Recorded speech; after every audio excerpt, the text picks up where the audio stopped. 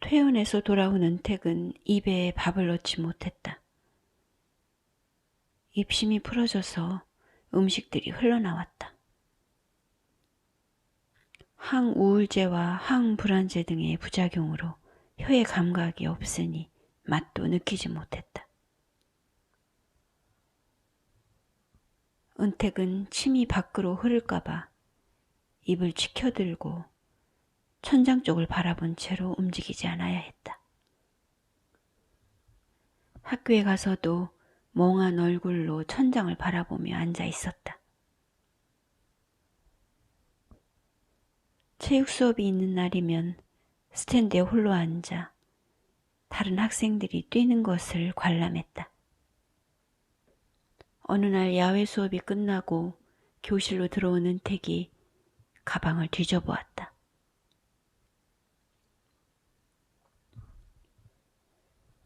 가방 속에 두고 나간 지폐가 감쪽같이 사라지고 없었다. 잃어버린 돈은 교류 없이 지내다가 생전 처음 얼굴을 보게 되었던 친척이 준 것으로 꽤 큰 금액이었다. 은택이 담임선생을 찾아가서 자초지종을 말했다. 잠시 후 선생이 종례를 하기 위해 교실에 들어섰다. 담임선생은 간단하게 종례를 마치고 나갔다. 은택이 돈을 잃어버렸다는 사실에 대해 전혀 들은 바가 없는 것처럼 선생은 학생들 앞에서 어떤 언급도 하지 않았다.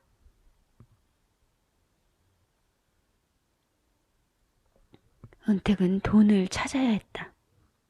떠나려 할 때 차비가 없어서 떠나지 못한 적이 있었다.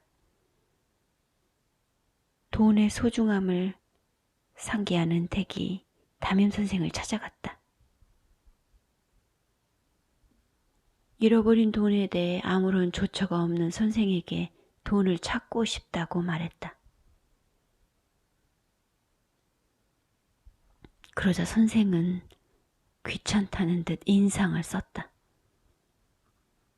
도대체 네가 무슨 돈을 잃어버렸다는 거야? 담임선생은 아이의 생떼가 귀찮기만 했다. 아이의 집이 지질이 가난하다는 것을 알고 있었다. 그런 아이가 여러 장의 지폐를 잃어버렸다고 거짓말을 하니 선생은 짜증이 났다.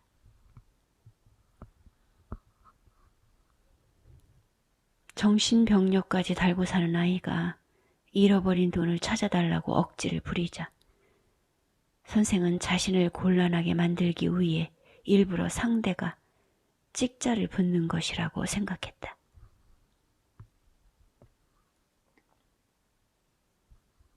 선생이 허이허이 손을 내젓기 시작했다. 빨리 나가달라는 표시였다. 담임선생의 옆자리에 앉아있던 또 다른 선생이 덩달아 손사래를 치며 한마디를 던졌다.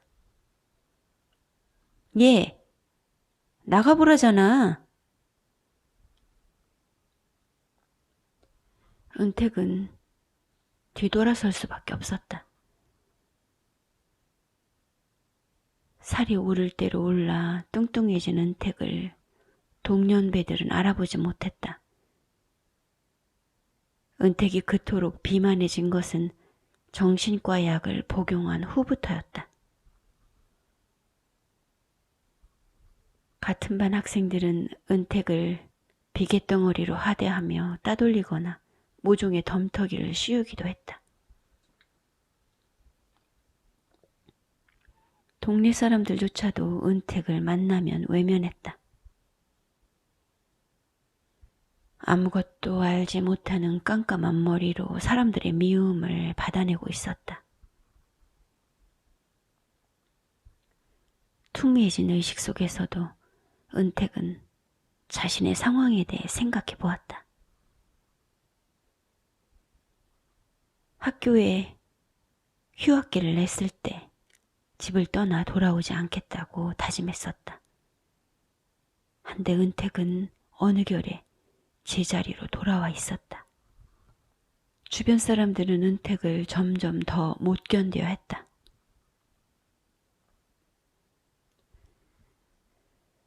수업 시간에 들어와서 출석을 부르던 선생들은 복학생으로 들어온 은택의 이름을 부르지 않았다. 출석부에 올라있는 학생들의 이름을 하나하나 불러서 확인을 해야 될 때에도 은택의 이름은 호명되지 않았다. 뚱뚱한 몸을 끌다시피 하여 학교에 다니던 은택은 어느덧 두 번째 학기를 맡고 있었다. 학생들이 돌아간 빈 교실에 은택이 남아 있었다. 두어 명의 학생들이 집에 돌아가지 않고 교탁 위에 놓인 일지를 들여다보았다. 페이지를 넘기던 애들이 킥킥 웃다가 다시 심각한 얼굴이 되었다. 애들이 귓속말로 무엇인가를 속삭였다. 학생들이 모두 돌아간 후 은택이 교탁 위에 놓여있던 물건을 펴보았다.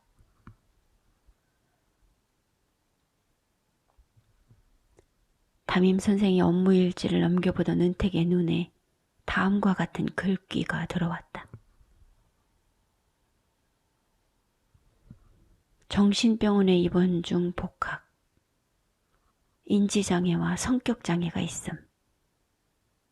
우울증 또는 정신분열이라고 함. 지속적인 학교 생활이 불가능하여 재입원의 가능성이 다분함. 눈빛이 불량하고 수업 중에 망상을 하는지 시선을 위쪽에 둠. 육성회비 미납, 교육비 미납, 수련회비 미납, 학급회비 미납. 은택은 교실을 나와 절름거리며 걸어갔다. 다리가 절룩거리는 방향으로 엉덩이도 덩달아 실룩거렸다. 학창시절에 공부를 잘하여 대학 졸업 후 모교의 선생이 되어 돌아온 담임선생은 젊은 데다 어여쁘고 똑똑했다. 그런 선생이 은택에 대해 쓴 것이라면 정확할 터였다. 빨리 걸으려고 하면 할수록 엉덩이가 한쪽으로 쏠려 뒤뚱거릴 뿐 마음만큼 제대로 걸어지지 않았다. 은택은 남들이 자신을 어떻게 생각하고 있는지에 대해 깊이 생각해 본 적이 없었다. 자신에 대해 아는 것 없는 무지렁이로 살고 있었다.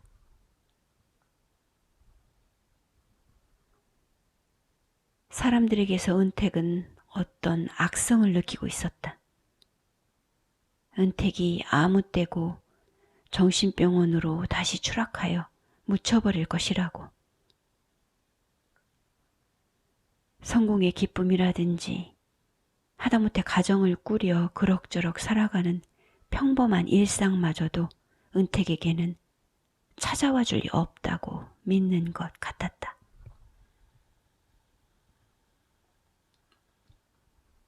어디로 가야 할지 결정할 때가 되었음을 알았다.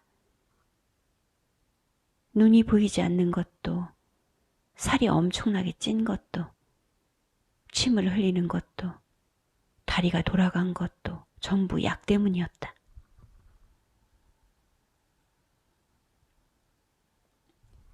은택은 쌓여있던 약봉지들을 들고 밖으로 나갔다. 미리 피워놓은 불 속에 그것들을 던져버렸다. 굶질거리는 몸짓으로 은택은 제 물건들을 모조리 가지고 나가 마당가에 피워놓은 불 위에 던져 넣었다. 그것은 걸핏하면 은택의 책을 진흙 속에 뭉개버리고 은택의 옷을 아궁이에 쳐넣었던 유은혜의 움직임처럼 단호하지는 않았다. 은택은 할머니에게서 받았던 아버지의 사진도 부리에 던졌다. 흑백 사진은 원을 그리며 느리게 타들어갔다. 사진 속의 아버지는 반짝이는 입술에 미소인지 아닌지 알 수 없는 아리송한 표정을 짓고서 일그러져 가고 있었다. 교복을 입고 모자를 눌러 쓴 아버지는 은택과 비슷한 또래였다. 모든 행태를 보고 있던 용윤네의 얼굴에 알 수 없는 웃음기가 번져났다. 물건을 죄다 불살라버리는 다소 심각한 상황 속에서도 웃음을 피어올릴 수 있는 용윤네의 정신세계가 이해되지 않았다. 약을 불태워버리는 은택의 기고만장에 용윤네가 안이 꼽다는 듯 말을 뱉었다. 약 기운으로 사는 애가 약이 없으면 어쩌려고 대책 없이 약을 없애버려? 평생을 약에 찌들어 살아야 될 제 주제를 모르고 약 없이 미쳐 날뛰는 꼴을 내가 어찌 보라고? 은택이 원했던 바는 집을 떠나 쉴 곳을 찾는 것이었다. 애당초 정신병원에 가는 것이 아니었다.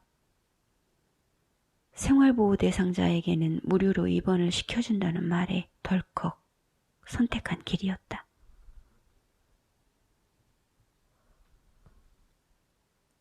불시에 덮쳐온 극심한 불안과 공포를 이기지 못하여 그것이 지나갈 때까지 몇 시간이고 공황 속에 시달려야 했음은 사실이었다.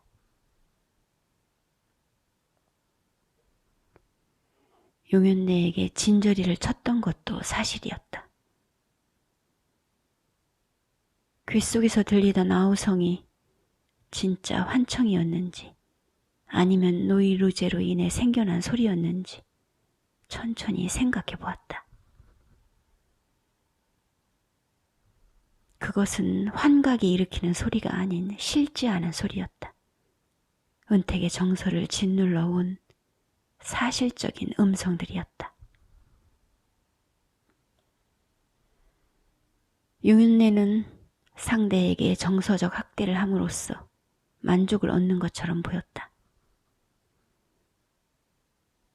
은택이 시달리고 있던 성적 망상이라는 것은 부정적인 성관념이었다. 남녀간의 성에 대해 지나친 관심을 가진 용윤네로부터 성과 관련된 왜곡과 억지 소리를 부단히 들어왔다. 용윤네가 성과 관련된 말을 할 때 은택은 자신이 더럽다고 느꼈다.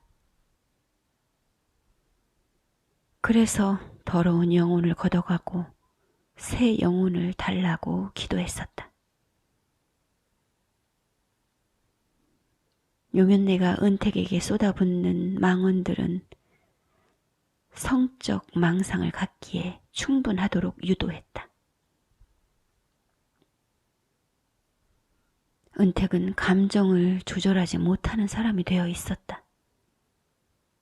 용윤네 때문이라는 생각이 들었다. 하지만 모든 일이 용윤네로 인해 일어났다 하더라도 정신병원만큼은 은택이 선택한 길이었다. 떠난다는 결심은 단순하고도 확실하게 다가왔다. 은택이 자퇴서를 내기 위해 교무실을 찾아갔다. 서류를 내고 돌아서는 뒤통수 너머로 선생들의 대화가 들려왔다. 그들의 말에 의하면 은택은 애초부터 추방되었어야 할 대상이었다. 골치 아픈 일에서 해방된 담임 선생에게 치아의 말을 건네는 여러 목소리들이 교무실 밖까지 뒤섞여 흘러나왔다.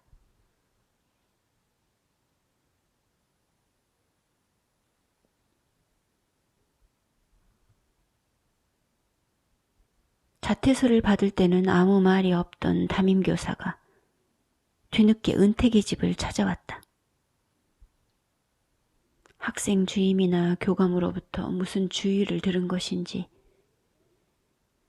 담임교사는 학생 몇을 대동하여 다급하게 방문한 것 같았다. 용윤네는 선생에게 어서 안으로 돌아오라며 극진한 태도를 보였다.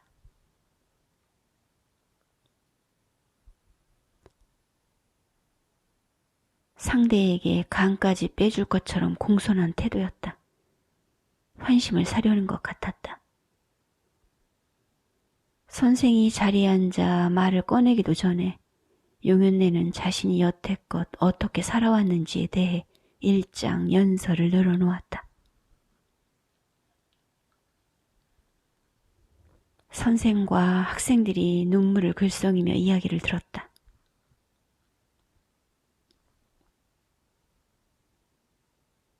지금껏 온갖 고생과 희생을 하며 살아온 자신에게 은택이 말끝마다 눈을 부릅뜨고 대든다고 용윤네가 하소연했다. 어려운 환경 속에서도 최선을 다해 자식을 건사한 제 고생을 용윤네는 사람들 앞에 아낌없이 내보였다. 용윤네가 억장이 무너지는 심정을 울리면서 계속 토로하자 선생이 가려는 듯 몸을 뒤척였다. 밖에 나갔다가 들어오던 은택이 마루 아래에 놓여있던 신발들을 보고 토방에 서 있었다. 방 안에서 들려오는 것은 용윤네의 목소리뿐이어서 누가 방문했는지 알 수 없었다. 자신의 신세 한탄을 끝없이 쏟아놓다가 자기 애가 쑥쑥 묻어나는 말들을 아무렇게나 내놓는 용윤네의 모습을 은택은 누누이 보아왔다. 용윤네는 자신이 얼마나 힘든지 알아달라고 세상 사람들을 향해 떼를 쓰는 아이 같았다. 사람들은 각각 제 분량의 고통을 감수하며 살아가고 있었다. 자신의 고통이 가장 크다며 용윤네는 사람들을 향해 한없이 칭얼거렸다. 용윤네는 미치도록 위로를 원하고 있었다. 한데 그렇게 위로를 원하면 원할수록 사람들은 용윤네에게서 멀어져 갔다. 용윤네에게 위로를 줄 사람은 세상 어디에도 없었다. 그래도 용윤네는 포기하지 않았다. 용윤네는 아무에게나 달려들어 자신의 인생 얘기를 쏟아놓았다. 사람들은 보통 그런 용윤네를 피해갔다. 그 앞에서 눈물방울을 보여주었던 사람들이라 할지라도 이내 용윤네를 잊었다.